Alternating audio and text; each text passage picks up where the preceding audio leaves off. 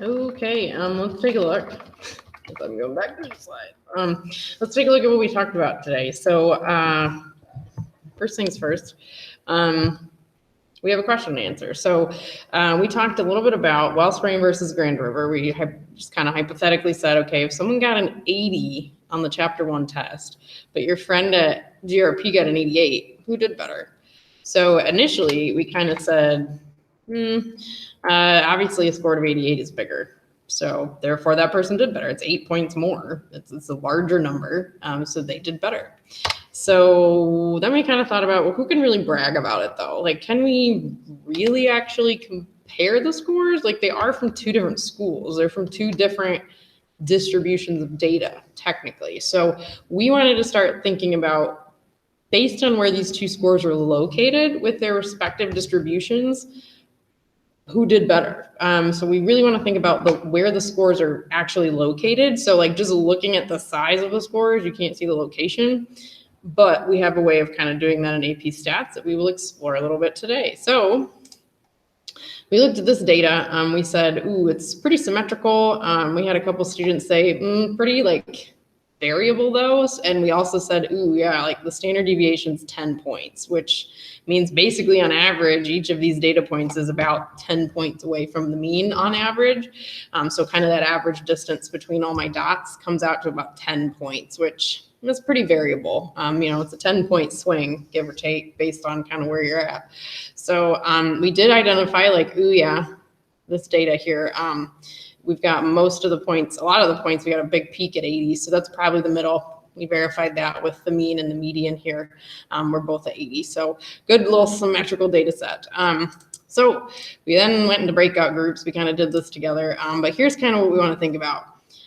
With our data set, we just kind of had some students and gave a score and we said, let's find where they're located. So in our case, let's find the percentile. So for this student, at 65, if I look at my data, a score of 65, because percentile is equal to or less than.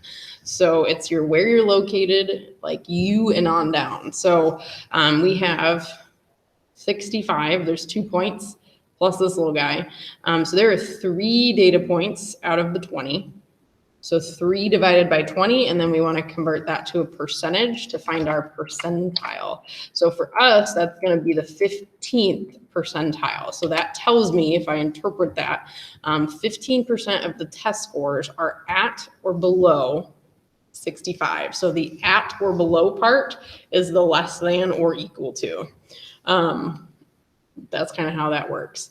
So that's essentially your definition. Now, what we wanted to think a little further on, because I mean, Biff's score of 65 is not great. So the 50, he only did better than 15% of people, which is a little.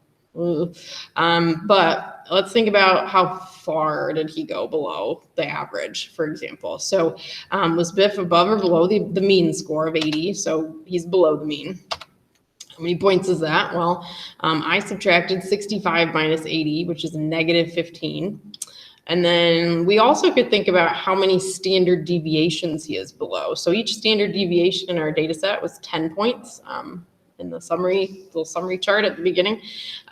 So 15 points is 1 standard deviation plus another half of 1.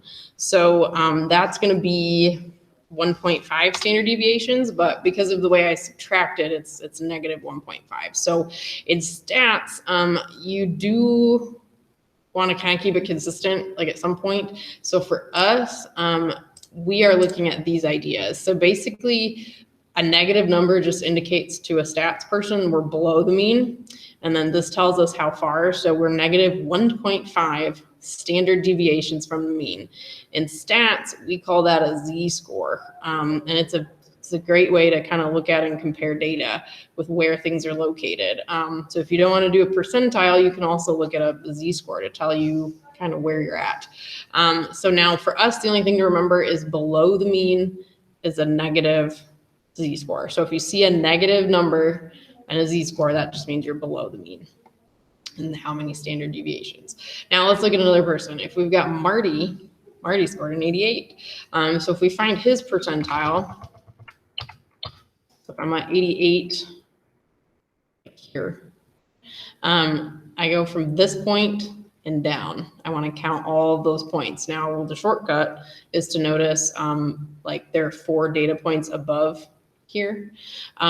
So that means this point and everything below it, there should be 16 numbers because there's 20 numbers total. So for our percentile, for Marty, we would be at the 80th percentile. So 16 divided by 20 is 0.8, which is 80%, which is the 80th percentile. So explaining that to someone, we would say 80% of the test scores were at or below his score of 88. So at or below, meaning less than or equal to.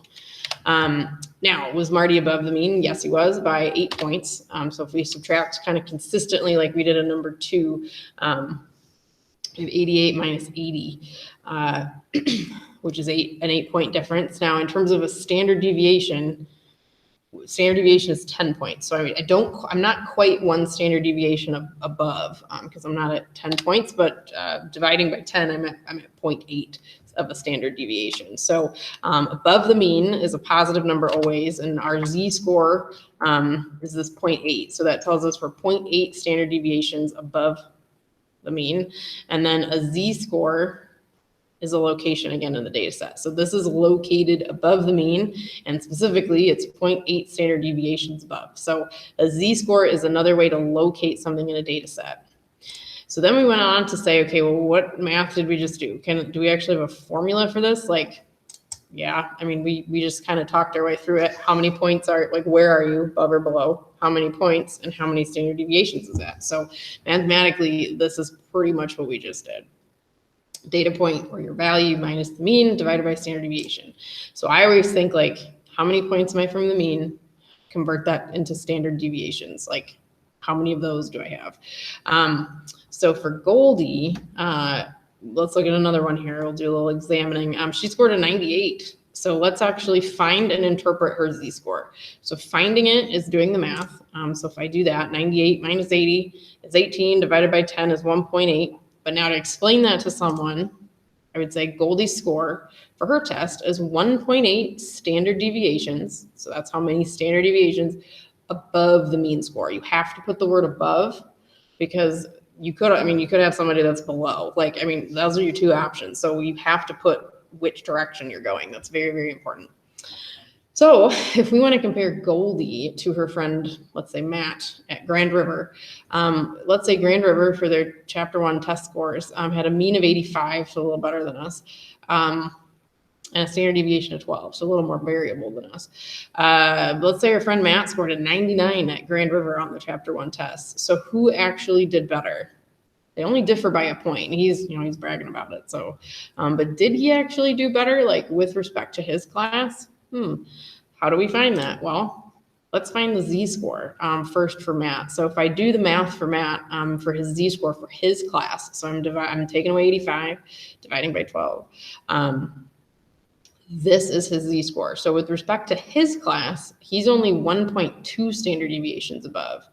Meanwhile, Goldie is 1.8 standard deviations above her mean. So Goldie did better. So z-scores allow us to compare people from different distributions of data. So it kind of puts them on an even playing field. It's like, well, you scored 99 points and I scored 98, but like, how many standard deviations is that? Like, that's kind of our equal playing field. So basically, he shouldn't be bragging because his location is not as high above the mean in his class than hers was. So summarizing all of that, these were our 3 ideas from today. Having a formula to figure out a new location in the data set, which we call the z-score. For full credit, you do have to show the numbers plugged into that. So that is your work. Interpreting, we're going above or below the mean, and then it's how many, those are the number of standard deviations we have. Now, comparing 2 z-scores, it's like the more standard deviations you are from the mean, or like, the higher or lower your z-score, the more unusual you are. So like in terms of a test, like for our question 7, Goldie was more, did better in her with respect to her class than Matt did. So her z-score being higher would tell us with respect to this context, she scored better and she has the bragging rights, she did better. So you do have to watch your context a little bit depending on, like for running times, for example, that would be one where you want to go, you want to really low running time. So you want to be like below the mean for a good like running time. Like if the average running time is 30 minutes for a 5K, but you're at 25 minutes, like you're doing good. Like being below the mean would be good in that case. So you just want to be a little careful with that for sure. So, but that's essentially what we've done. So that is 2.1 part 3 Z-scores.